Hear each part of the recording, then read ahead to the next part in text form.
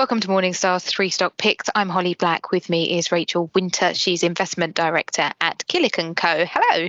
Hi, Holly. So you're here for our monthly rundown of three stocks on your buy list. Where should we start? Let's start with Airbnb. So this is a name that we all know. It's one of the biggest vacation rental companies in the world. It's got over 4 million hosts and it's active in over 220 countries. And it really benefits from what we call the network effect. So the more customers there are, the more hosts will join the website. And that causes more customers to join and that causes more hosts to join. So it just keeps getting bigger and bigger and bigger. And that means it's very difficult to compete with.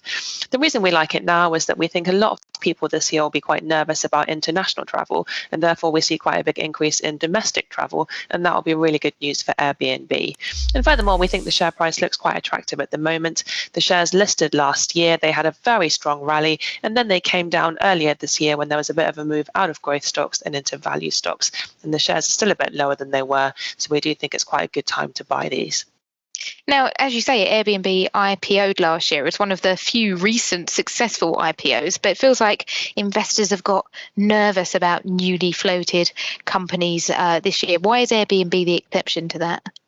I think you've got to look at the potential for growth, you've got to look at the valuation, you've got to look at the potential for profitability. And we can see that Airbnb's revenues are clearly rising. We can see that their costs per rental are falling because the company is getting so much bigger. So we do definitely see potential for this company to become more successful. Okay, what's stock number two? Stock number two is a digital payments company called Adyen, which is a Dutch company. It's not particularly well known, but actually it's really big behind the scenes. And what it does is it acts as a middleman between merchants and other payment providers. So if you're a merchant, rather than having to sign up with Visa and MasterCard and PayPal, instead you can just sign up with Adyen and they will manage all of those relationships for you.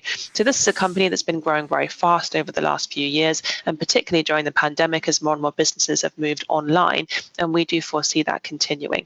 And it's a company that's got a lot of very big customers like Spotify and Facebook, and it's also starting to deal with more small and medium-sized companies, and we think a lot more potential growth will come from there. But can a company like Adyen really compete with the big names in this space like MasterCard and Visa? I think that's why it works, because it's not a competitor, it's a partner. So for the merchants, it's quite difficult for them to sign up to separate agreements with all of these individual payments providers. So just by signing up with Adyen, it saves all that hassle and they just have to deal with one counterparty. Okay, what's our final stock today?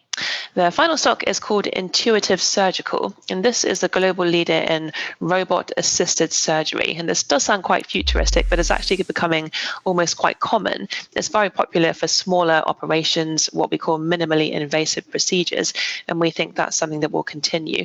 So how it works is you would have a robotic surgical arm that would be controlled by a surgeon via a console, and it does allow for a more accurate surgical procedure, and that means it's more comfortable for the patient, and it means less recovery time for the patient in the hospital, and that leads to a lower cost for the hospital itself. So that's one reason why hospitals are quite keen on these robot-assisted surgeries. So we do foresee this growing quite quickly in future.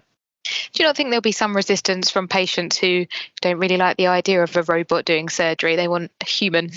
I think it certainly does sound a bit scary, but the surgeon definitely is involved and they are controlling the console. And the research and the data that's come out of these operations so far do definitely show that they are less risky and they are more accurate. So as it becomes more common, we do hope that more patients will become comfortable with it. Just maybe don't watch The Terminator before you go into the hospital. Rachel, thank you so much for your time. For Morningstar, I'm Holly Black.